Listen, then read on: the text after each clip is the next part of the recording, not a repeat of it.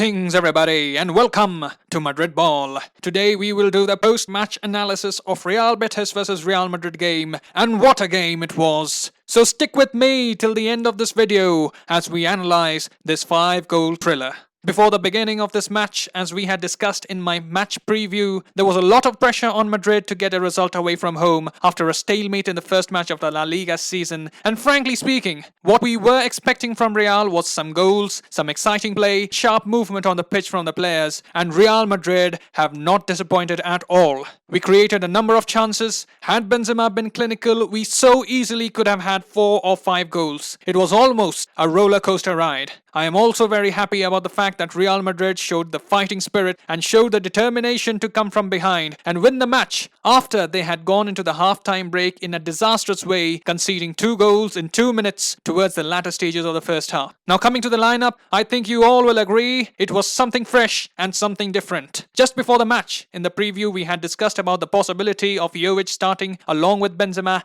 and Zidane implementing the 4-4-2 diamond midfield with Odegaard at the tip of the diamond, and that is exactly what we got. I must say, I was very excited when I saw those youngsters getting a chance, and as you see, I am very good with my predictions, eh?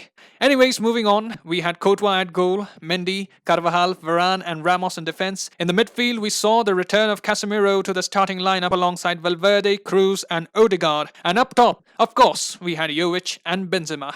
I think an attempt was made by Zidane to find out what he can get from Jovic playing alongside with Benzema. He also wanted to see how the midfield of Odegaard and Valverde playing together would respond. Hence, it can be seen as an experimental lineup by Zidane, just trying to experiment how the various players fit in the lineup in the initial stages of the season, and I think it so easily could have backfired. Now coming to the match, we started the match in a very strong way. We were very energetic, passing the ball quickly, and just around the 14-minute mark, we had opened the scoring. It was Valverde who got the goal. It was a great finish, but here we have to give a lot of credit to Benzema, who beat the defender a number of times before creating space and whipping in the cross, which was eventually met by Valverde, who guided it past the keeper. The goal was a morale booster, and it was good that Real Madrid got the upper hand in the initial stages of the game. But as we did expect from Betis, they are a side who are not shy of attacking, and after the 30-minute mark, they started to have more control and more possession. They started dictating the tempo of the game, and eventually they got a goal from an Issa Mondi header. Casemiro was a bit flat-footed as the cross was whipped in the box, and very soon, within 2 minutes, Courtois was beaten at the near post by William Carvalho, who scored in the 37th minute, and suddenly the tables had turned. Real Madrid were left shell-shocked. Madrid were leading by a goal, and due to that disastrous phase, they went into half-time trailing by a goal. We had 4 midfielders on the pitch, but we were unable to dictate the play. We didn't have the possession that we would have liked, and eventually that cost us in the first half. Also, just before the half-time break, Toni Kroos was taken off for Luka Modric due to some discomfort that he was having. We will get more news on Kroos in the days to come to understand the extent and nature of his injury. Moving on to the second half, we saw the return of Isco after the half-time break. He came on for Odegaard, who did have a very quiet performance. Certainly not up to the mark in this game. Today I think Zidane was very good with his substitutions. He was a bit more proactive. In the 78th minute, we saw Borja Mayoral coming on for Jovic. He made a good impression, eventually playing a big role in winning the penalty which Ramos converted. It was a handball by Marc Bartra, which was confirmed after an on-field review. Ramos, as usual, stepped up for the penalty, and what a penalty it was. It was a Panenka. It was so cool, so composed. It was audacious to try such a thing when you need a winner in the game. Just tells you about the strong mentality of Ramos to keep calm under pressure and have nerves of steel. This man is an inspiration for so many around the world, one of the finest to grace the game. The red card incident, which took place in the second half due to the clip by Emerson on Jovic, gave Real Madrid the numerical advantage, and Madrid were exploiting the spaces and cutting open the Real Betis defense more often, and there is a lot of stir about the penalty and red card incident. Well, actually it's nothing. some people are there who do have a problem with Madrid winning, but if we really have a look at the rule book, strictly abiding by the law, both the decisions were correctly given. You can say that Emerson foul was a bit soft, but it was a clip, and had that not happened, who knows, Jovic could have scored a goal. Now coming to the performance of Luka Jovic, we can say by far he was the worst performer for Real Madrid, although I do think Jovic occupying the spaces in the center of attack had given more liberty to Benzema to drop deep and operate in other areas of attack, but definitely we expect more from Luka Jovic. He had very few touches, was very less involved, and it was a major letdown.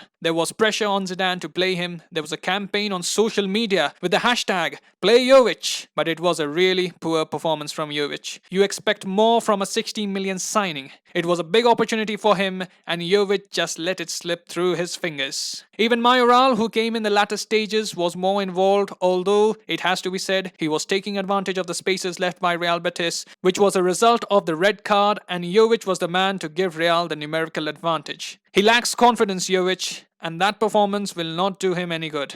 But one player with whom most of us were most impressed was Fede Valverde. He came on against Sociedad in the second half, but he was ineffective in that match. And in the match against Betis, having been handed a place in the starting lineup, he made the best of the opportunity provided. He was constantly making those energetic runs, and that is what you get from Valverde. He doesn't tire and continues to press, runs up and down the pitch, contributing both in attack and defense. And overall, it was a very good performance from Valverde, and rightly, he was given the man of the match. There is going to be stiff competition for places in the midfield this season, and Valverde enhanced his stock by putting up a great display against Betis. So those are my thoughts from the match. It was better from Madrid. I am happy with the performance. I am just a little concerned about how there are phases in the games that we play where we get completely outplayed by the opposition. It happened in this match where Betis made us pay in the first half. It happened last year too when we were winning games and churning out results. But we need to fix this. We need to have some games where we have complete control throughout the 90 minutes. Yes, it would be a bit difficult, but it was something that used to happen in the past when we used to dominate throughout the 90 minutes and conquer Europe. We need that to be the best in Europe again.